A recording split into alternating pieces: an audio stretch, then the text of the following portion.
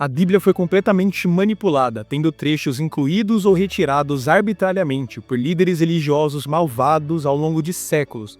De maneira que o que a gente lê hoje na Bíblia não remonta ao que originalmente foi escrito por aqueles apóstolos de Cristo, mas remonta, na verdade, aos interesses desses líderes religiosos em criar doutrinas que não estavam lá ou retirar doutrinas que estavam lá para nos enganar. Se você é um cristão e já teve uma conversa com algum crítico ou cético da Bíblia, você certamente já ouviu esse argumento. E geralmente esse argumento ele é repetido pelas pessoas, principalmente na internet, como se fosse uma coisa verdadeira. Mas será que isso realmente é verdade? Será que hoje, com os meios e as ferramentas que a academia nos proporciona, nós não podemos tentar, ao menos, definir qual é o nível de confiabilidade do texto da Bíblia que nós temos hoje? O nome do nosso canal é Conhecendo a Bíblia, mas eu acredito que para a gente poder conhecer, precisamos saber se a Bíblia é de fato confiável, se de fato nós estamos lendo algo que foi de fato escrito por aqueles homens no passado e que não foi alterado por conta de interesses de líderes religiosos ao longo da história.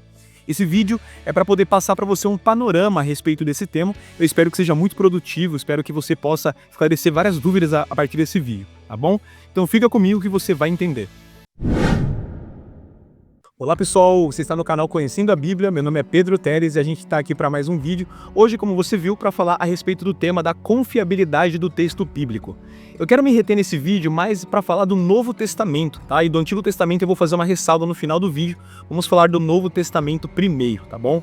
Caso você não saiba, pulou aqui de paraquedas, não faz a menor ideia de como que a Bíblia chegou nas suas mãos, a Bíblia, principalmente o Novo Testamento, foi um texto escrito no primeiro século, ou seja, Cristo nasceu, dentro daquele primeiro intervalo de 100 anos após o nascimento de Cristo, é que foi produzido o documento do Novo Testamento. Começando ali pelas cartas de Paulo, né? Depois os evangelhos foram produzidos, o livro de Atos, e a gente acredita que os últimos livros a serem escritos foram o Evangelho de João e o livro de Apocalipse, que deve ter sido escrito ali pelo finalzinho da última década do século I, ali pelo ano 90 a 95 depois de Cristo. Esses documentos eles foram escritos por aqueles homens que testemunharam a obra de Jesus, caminharam com ele durante o período do ministério dele, ou por homens que estavam intrinsecamente vinculados àquele grupo de apóstolos. Esses textos foram escritos em grego, que era a língua mais conhecida da época naquela região. O grego daquela época é como se fosse o inglês de hoje em dia. Então, apesar dos escritores, em sua maioria, serem judeus que falavam em hebraico ou em aramaico, eles sabiam que para que aquele texto fosse lido por diversos povos, grego era o melhor idioma que eles poderiam escrever. Porque é como se eu quisesse que o meu texto fosse lido por árabes, por egípcios, por todos os povos, só que eu precisasse escolher uma língua que todos os povos já estão familiarizados. Hoje em dia, por exemplo, seria o inglês, mas naquela época era o grego. Então o Novo Testamento foi escrito em grego. Só que nós não temos mais os originais. Pois é. Os documentos originais que foram escritos, o Evangelho de Mateus, Marcos, Lucas, João, o livro de Atos, as cartas de Paulo, todos foram escritos em papiro, que além de ser um material muito caro na época, é um material altamente deteriorável. Então não é um material que subsiste ao tempo. Significa que nós não temos mais os originais. Então peraí, Pedro, como é que a gente então tem uma Bíblia na mão hoje se os originais já foram perdidos?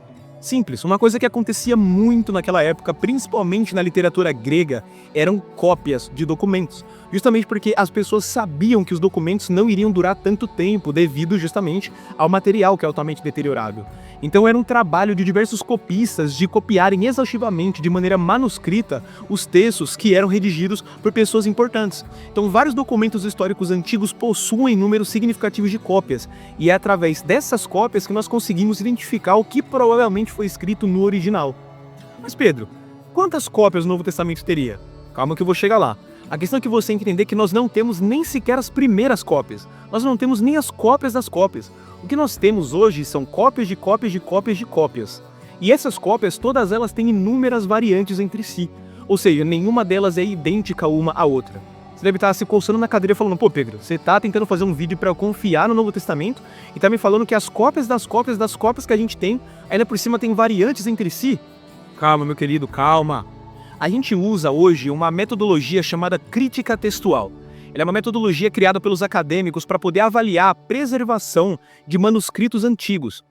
E dois critérios principais que a crítica textual avalia é a quantidade de cópias que o manuscrito antigo possui e o tempo entre a cópia mais antiga e o documento original. Então, por exemplo, se eu escrevi uma cópia, aliás, se eu escrevi um documento hoje, e a primeira cópia do meu documento só é escrita daqui 500 anos, isso vai ser um critério para posicionar o meu documento através da crítica textual.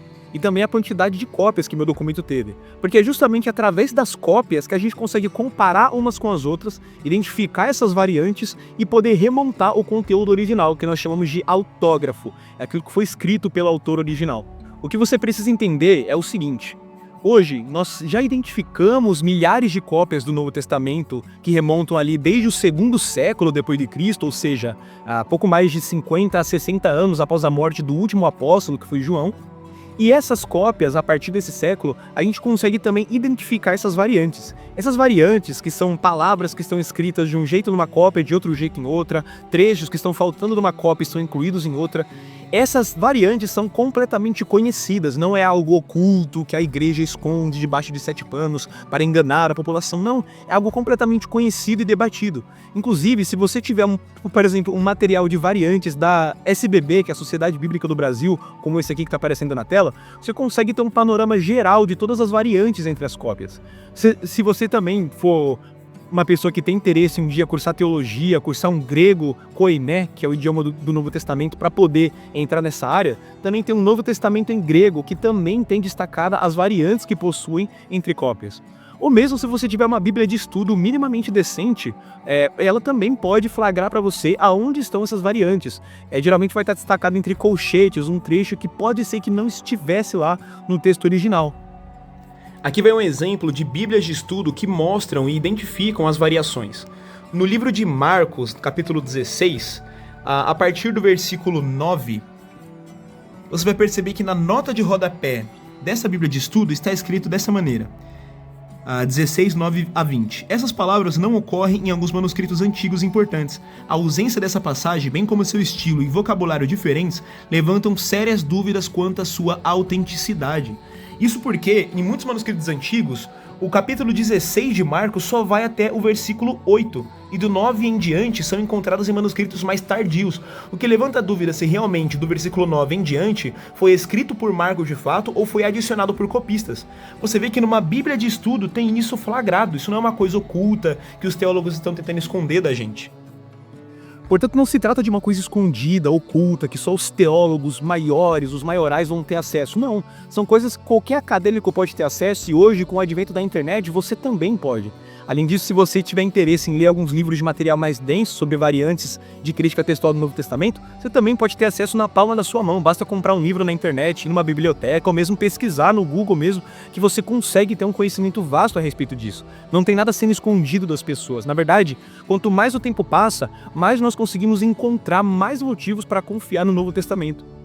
E aí você deve se perguntar: peraí, Pedro, como que um livro que tem cópias de cópias de cópias e várias variantes pode ser confiável? Bom, a crítica textual, como eu falei para você, vai avaliar a quantidade de cópias que um documento tem, para poder comparar as cópias entre si e chegar no original, e o tempo entre a cópia mais antiga e o documento original, o que vai nos dizer quanto tempo aquele documento poderia ter tido para ter variações entre o documento original e a cópia mais antiga. E a gente pode estabelecer um ranking para você poder saber quais são esses documentos. Eu quero dizer uma coisa para você: o Novo Testamento é o número 1 de acordo com a crítica textual. O Novo Testamento é o documento grego manuscrito antigo mais confiável de todos os que já existiram. Mais confiável do que as obras de Suetônio, mais confiável do que a obra de Romero, mais confiável do que as obras de Tácito, mais confiável do que as obras de Heródoto. Sim, o Novo Testamento é mais confiável do que todos esses outros livros que nenhum crítico ou cético teria a menor dificuldade de acreditar. Eu preciso lembrar para você que o Novo Testamento é um documento com 27 livros, ele não é um livro unicamente isolado. Esse compilado, que a gente chama de cânon do Novo Testamento, só em cópias nós já encontramos mais de 5.800 cópias. Significa que nós temos 5.800 cópias do compilado de 27 livros, que datam a partir do 2º século e variam até o 5º ou 6º século. Essas cópias que nós temos, nós podemos usá-las para compará-las entre si, identificar as variantes para poder chegar no conteúdo original. Além disso, o Novo Testamento, que provavelmente foi finalizado, como eu falei, na última década do 1º século, a cópia mais antiga que nós temos data por volta do ano 125 a 150 depois de Cristo, o que significa que o intervalo entre a cópia mais antiga e a finalização do Novo Testamento varia de 30 a 60 anos. Ô Pedro, mas isso é muito. Você acha que é muito? Então vamos falar do segundo lugar de acordo com a crítica textual, a Ilíada, de Romero. A Ilíada de Homero é um documento grego escrito pelo autor Homero, que conta ali a história de Troia, né, e uma guerra que houve em Troia. Você deve ter visto o filme lá com o Aquiles e tudo mais. Nós temos esse documento. Esse documento tem cerca de 1.700 cópias encontradas. Olha a comparação. O primeiro lugar, Novo Testamento, 5.800. Segundo lugar, Ilíada, 1.700. Não é nem um terço do que o Novo Testamento apresenta em número de cópias. Mas Pedro, qual é o tempo entre a cópia mais antiga e o documento original da Ilíada? De acordo com o que nós encontramos, a cópia mais antiga se data 400 anos depois que Homero viveu. Significa que Homero escreveu essa obra, ela foi passada por via oral durante 400 anos e somente 400 anos depois é que ela foi escrita de fato. Então você vê que tem um tempo enorme para essa obra ter passado por várias alterações apenas pelo fato de ter sido passada por via oral. E é por isso que o intervalo é tão grande. São 400 anos de distância. O segundo lugar. O primeiro lugar, que é o Novo Testamento, são 30 a 60 anos de distância. É um tempo menor para haverem variações daquilo que foi passado oralmente até a cópia mais antiga. O terceiro lugar fica com as obras de Suetônio, que foram encontradas cerca de 200 manuscritos, 200 cópias das obras de Suetônio, com um intervalo de cerca de 800 anos entre a cópia mais antiga e os documentos originais. Em quarto lugar, nós temos as obras de Heródoto, que tiveram apenas 75 manuscritos antigos encontrados, sendo que a cópia mais antiga tem uma distância de 1.500 anos até o original. Se você pegar essa lista de documentos que hoje nós acreditamos, nós lemos eles, nós aprendemos na escola, nas aulas de história, e são altamente confiáveis pela crítica textual, e você comparar o nível de confiabilidade que o Novo Testamento apresenta, você não tem muito do que duvidar. O Novo Testamento tem um pedigree a respeito das cópias e do tempo de transmissão dessas cópias muito maior do que qualquer documento manuscrito antigo. É por isso que o documento do Novo Testamento é o mais confiável de todos os tempos. Nós, que temos as cópias que remontam desde o segundo século, não temos como admitir um tipo de argumento que diga que padres católicos medievais fizeram alterações na Bíblia. Mesmo que eles tivessem feito, nós temos o Novo Testamento, várias cópias dele completo já no segundo século, o que remontaria ao que foi escrito originalmente. Além disso, mesmo que a gente não tivesse essa quantidade imensa de cópias, apenas aquilo que foi citado do Novo Testamento pelos pais da igreja já seria suficiente para a gente remontar o Novo Testamento inteiro.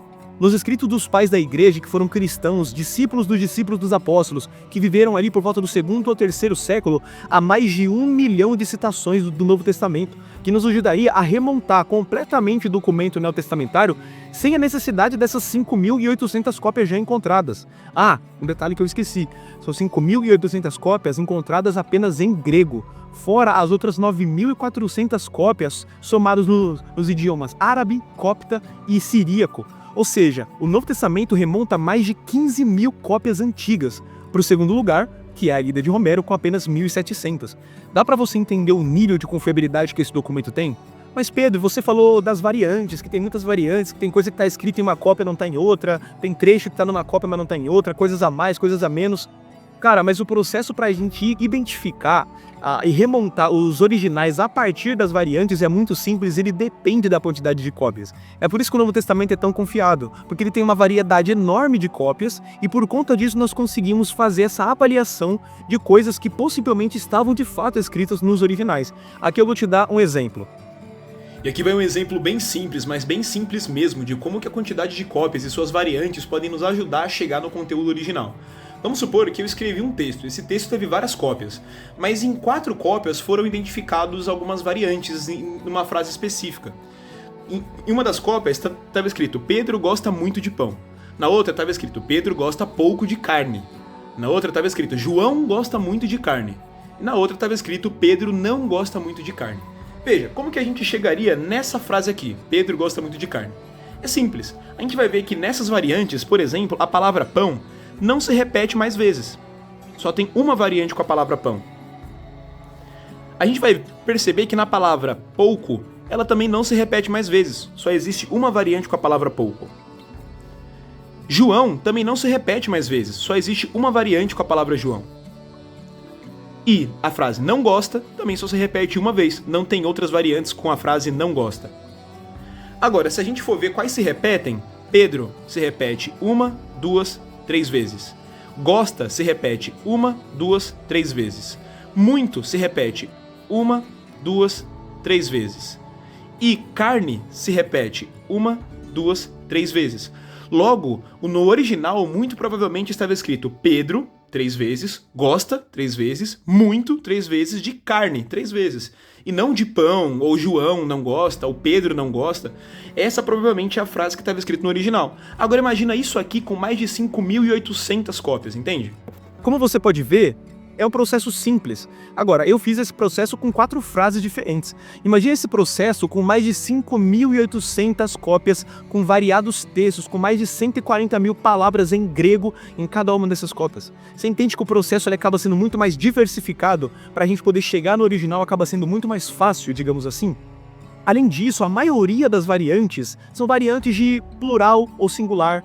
Um texto que estava em plural, mas nessa cópia está no singular. Nesse texto, Jesus foi chamado de Cristo, nesse foi chamado de Deus. Então são variantes que vão mudar palavras ali que não vão ter muito significado. Aquilo que corresponde de variantes que podem de fato mudar o significado do texto em termos de doutrina, corresponde a 0,2% do Novo Testamento. Isso é praticamente nada. São alguns textos que você pode pegar e que em algumas cópias está escrito uma coisa específica, em outra não. Por exemplo, o texto de Marcos, que diz que nós temos que fazer oração e jejum. Algumas cópias antigas não trazem esse em jejum. Tanto é que se a sua Bíblia for uma Bíblia de estudo decente, em jejum vai estar entre parênteses.